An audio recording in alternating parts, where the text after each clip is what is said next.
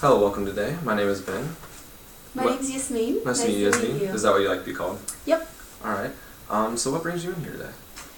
Well, I'm struggling with some fears about my future. I'm in a counseling program right now, and I really want to work with veterans because I did research with veterans. I really loved that population, working with them, but I feel like I'm at a disadvantage because I haven't been in the military.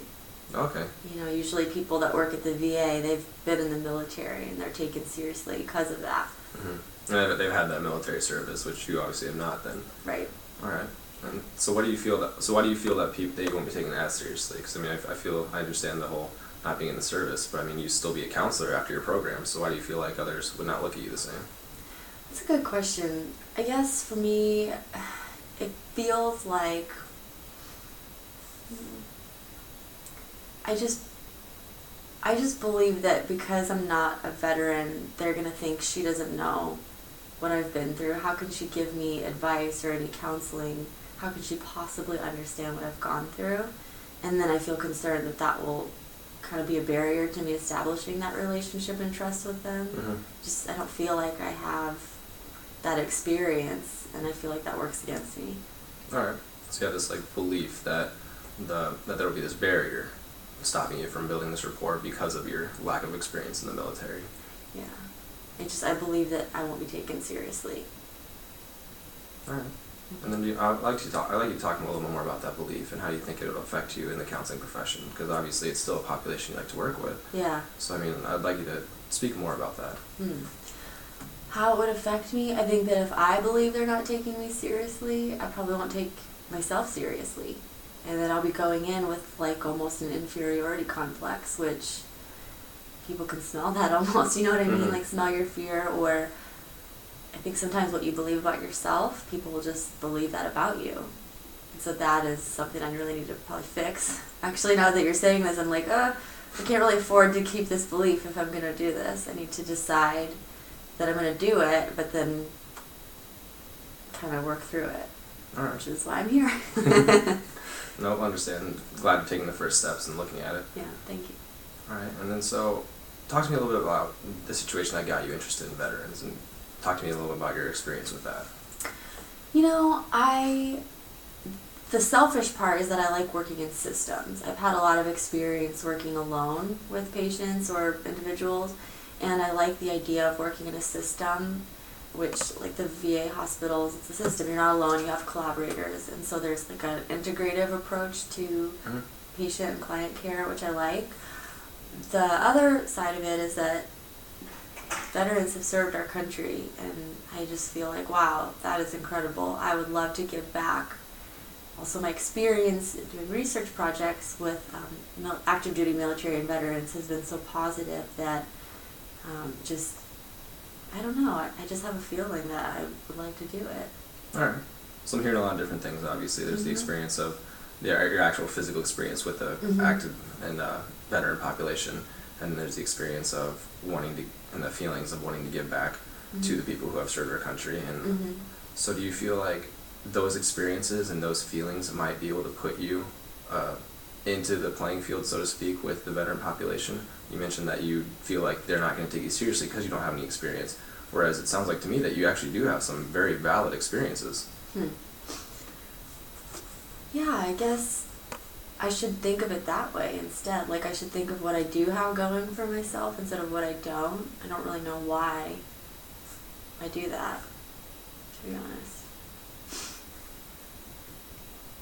I guess maybe some of my previous job experiences, it's like people are always kind of tearing you down or focusing on what you're doing wrong instead of what you're doing right, and so maybe I'm just conditioned that there's like a target on my back everywhere I go, because pretty much everywhere I've worked, there's been somebody that has like majorly had it out for me, and it was like their goal in life to tear me down or get me fired or whatever, or just feeling like not taken seriously. Either you're too young or you're female. There's like always some reason everywhere I've worked that I'm just like definitely inadequate for what I'm doing, even though I start out feeling adequate. And so probably some of that is playing into it, that like, okay, I'm trying to proactively anticipate what the target's going to be there, so maybe I can get ahead of it.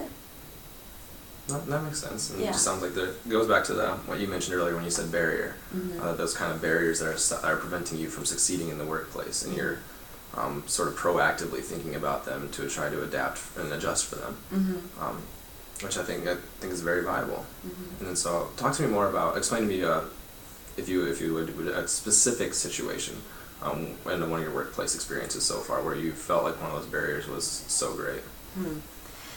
The most recent one I would say was in my research fellowship. I did a 2-year research fellowship to learn how to conduct clinical trials, and we had to choose a mentorship team, kind of like similar with PhDs. Like, you have this advisory committee, and so you pick a chair of your committee, and they're basically going to try to make sure you don't go off the rails and make bad science. Well, my mentor started out really nice, and I thought we had this great connection, but then she started to kind of abuse me and basically would say, like, your mom is a horrible scientist, like, you're a horrible team player, your brother is just a crony, because my entire family pretty much is in the chiropractic field.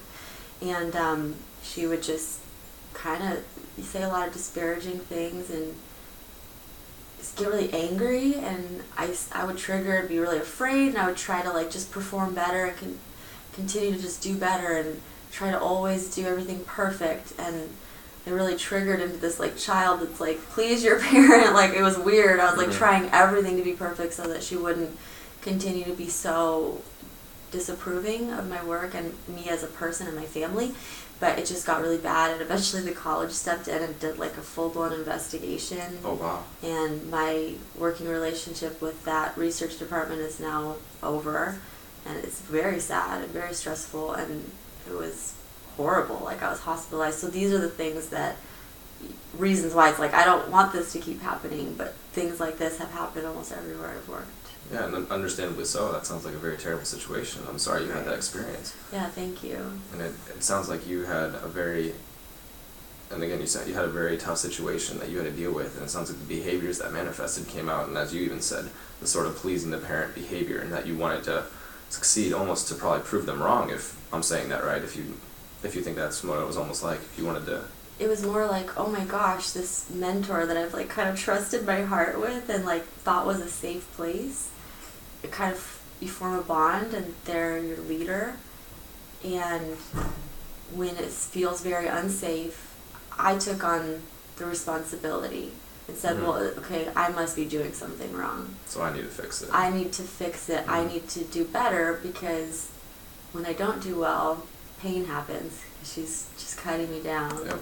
And really, it hurts, and it's not enjoyable.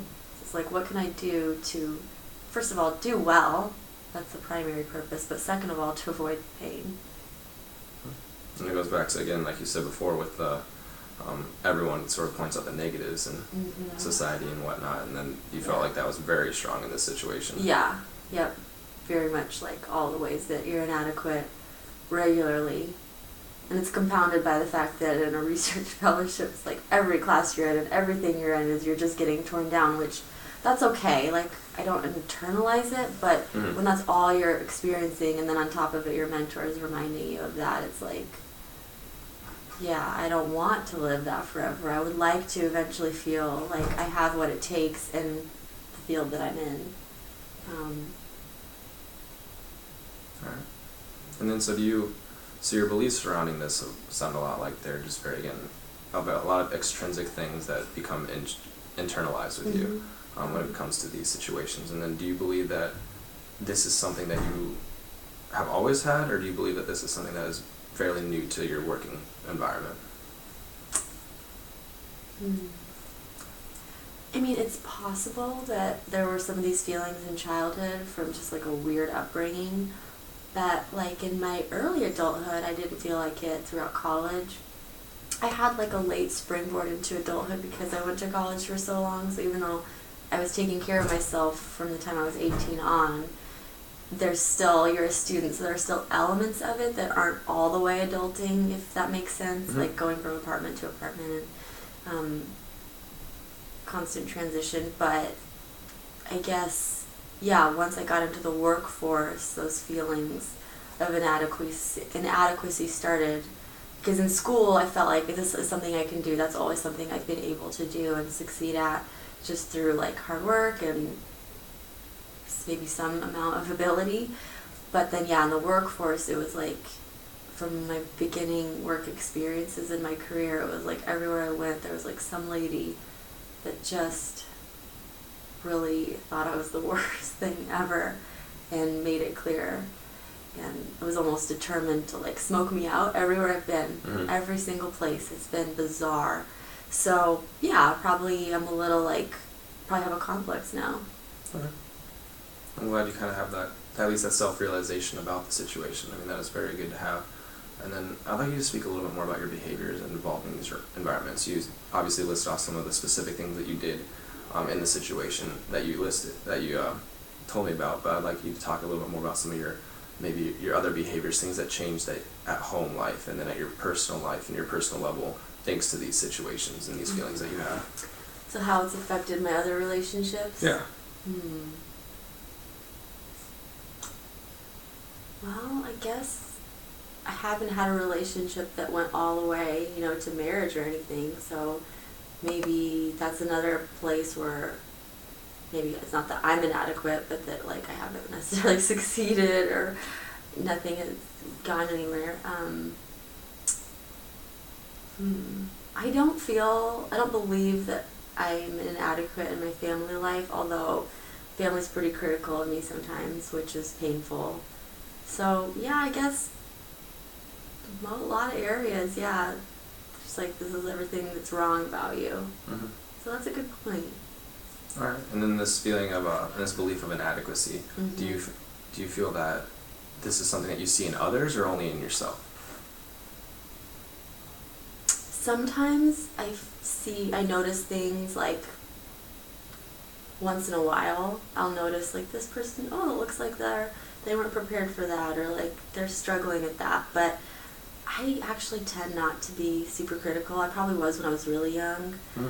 But I feel like I'm actually the opposite with other people, like very accepting of people as imperfect, and also accepting of myself to a degree as imperfect. I think I'm very accepting of myself, but others are like, well, you're being hard on yourself. So to answer your question clearly, no, I don't feel or believe that I'm thinking of others as inadequate.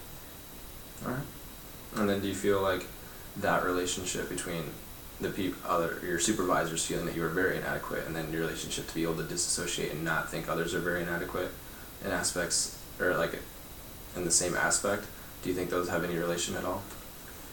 Are you asking like if it's a kind of interesting situation that people are thinking I'm inadequate, but I'm not thinking others are inadequate? Yeah, how do you feel about that situation? How do you feel about that and the environment around that, and how you're able to disassociate those two situations? And